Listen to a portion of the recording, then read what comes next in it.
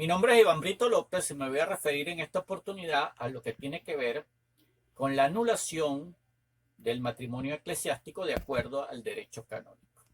Para hablar de esto y podamos entender de dónde vienen todas estas circunstancias en materia legal, recordemos un poco la historia de la iglesia. ¿Cómo fue eso? ¿Por qué pasan estas cosas? Recordemos que la iglesia tuvo una ostentación del poder sumamente amplia. En la historia se habla del poder de la iglesia y el Estado y la iglesia, o el, debido a esa rivalidad que hubo entre la monarquía, el poder monárquico y el poder eclesiástico. Y después a lo largo de 1000 años van a haber las guerras santas durante todo lo largo y ancho de Europa, precisamente por la defensa de esas propiedades y de ese gran poder que ostentaba la iglesia. Y esto nos habla de esas circunstancias que va a tener un reflejo en los códigos de derecho canónico que se van a ir haciendo en el transcurso del tiempo y de los años, con lo cual se van a ir incorporando una serie de preceptos que tiene que ver con el cumplimiento de la doctrina católica. Y sobre todo para quienes militan dentro de esta religión, tanto laicos como ministros de la iglesia. Entonces, esa circunstancia va a cambiar, va a dar un giro total en un momento determinado, en un quiebre que tiene la historia universal, que es nada más y nada menos que con la Revolución Francesa. ¿Y por qué ocurre esto con la Revolución? Porque se va a dar la célebre Declaración de los Derechos del Hombre y del Ciudadano en 1789. Y esto va a cambiar totalmente la Iglesia. Tratadistas del derecho como el doctor Rafael Caldera, pues dicen que fue una novedad sumamente formidable para el derecho moderno, la instauración de los códigos napoleónicos. ¿Y qué va a traer esta instauración de los códigos napoleónicos? Que se le va a quitar a la iglesia ese gran poder que ejercía sobre los territorios donde tenían ese ejercicio y esa potestad de mando.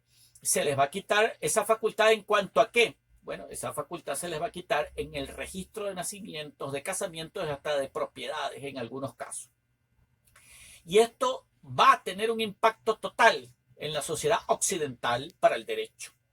Y entonces ahí vienen las reformas tanto del derecho canónico como del derecho civil, porque se va a crear el registro civil. Y al crearse el registro civil, se crea el registro civil para matrimonios, el registro civil para casamientos y el registro civil para la propiedad, porque recordemos que la Declaración de los Derechos del Hombre y del Ciudadano tiene la libertad, la seguridad, la propiedad, y que la vida del hombre está por encima de cualquier cosa, que el hombre nace libre y crece libre y se desarrolla en libertad. Entonces esos conceptos van a estar vigentes para el nacimiento después, a lo que la postre va a ser la democracia en el mundo entero.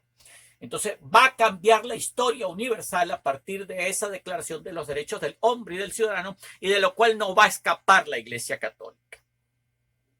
Al suceder esto, los códigos de derecho canónico van a circunscribir una esfera jurídica muy particular y propia, que se va a circunscribir única y exclusivamente al mundo de la Iglesia Católica. Y es ahí entonces donde viene la posibilidad de la anulación del vínculo matrimonial. Una de las grandes situaciones históricas que siempre se comenta es cuando Enrique VIII intentó divorciarse, y entonces prácticamente dividió la iglesia, y nace otra rama de la iglesia, y hay inclusive hasta peleas monárquicas por toda esa cantidad de situaciones, porque el jefe de la iglesia en Inglaterra no le concedió la anulación del vínculo matrimonial. Entonces, ¿por qué? Porque al final, como dice el jefe rector del Tribunal Eclesiástico de Bogotá, con respecto a la reforma del Papa Francisco para agilizar el trámite de la anulación del matrimonio, que la anulación del matrimonio no es un derecho.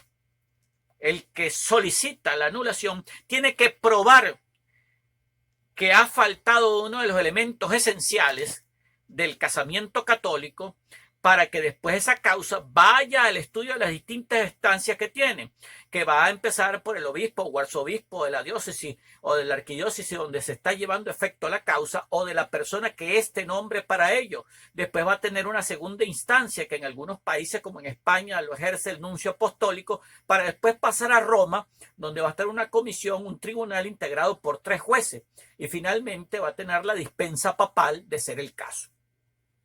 ¿Cuáles son esas condiciones esenciales para que se pueda cumplir la posibilidad de que haya una anulación del vínculo eclesiástico? Esas posibilidades son la coerción de una de las partes. ¿Qué quiere decir esto? Que fueron obligados a concurrir a ese casamiento, porque tiene que ser por voluntad propia, expresa y libre. La otra es la capacidad de la persona para ver ese juramento que hizo ante el ministro de la iglesia, que es el testigo en nombre de la iglesia, que va a documentar a través del acto eclesiástico y que va a quedar en unas actas para consolidar el vínculo eclesiástico, que es para vivir en fidelidad, en unión y para toda la vida, hasta que la muerte los separe, como dice la palabra del rito eclesiástico.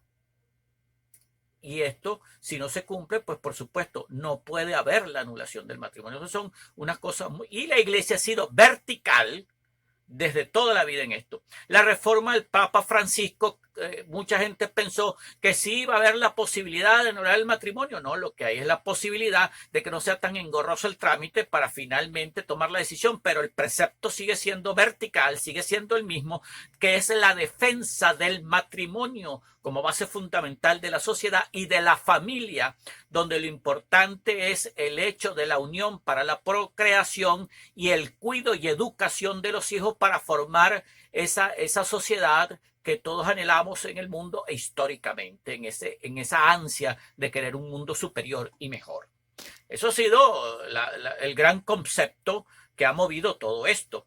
Y esto es tan cierto que hubo un caso en Venezuela en 1929 que ocurrió con Monseñor Salvador Montes de Oca, siendo obispo de la diócesis de Valencia, y un funcionario de la dictadura, Juan Vicente Gómez, quiso contraer matrimonio siendo divorciado, pero contraerlo civilmente, y aunque no le competía a Monseñor pronunciarse al respecto, y publicó una pastoral en ese momento en defensa del matrimonio, precisamente para alertar la posición de la iglesia con respecto a la disolución del vínculo matrimonial.